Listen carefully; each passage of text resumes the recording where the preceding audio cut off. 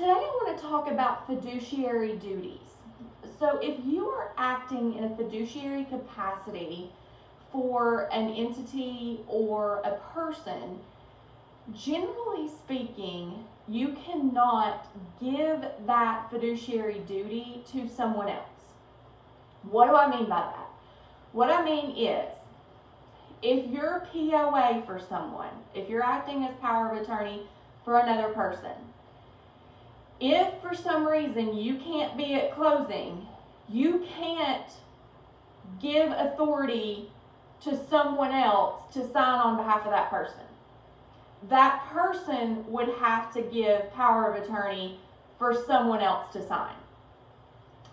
Similarly, if you are the trustee of a trust, unless there's very specific language within those trust documents, you cannot assign the trustee role or that fiduciary duty to someone else in your absence. And finally, if you are an authorized signer for a business entity, that business entity is going to have to pick another authorized signer. You as the authorized signer cannot give that fiduciary duty to someone else. The owners of that business entity or the management of that business entity are going to have to decide who the authorized signer can be.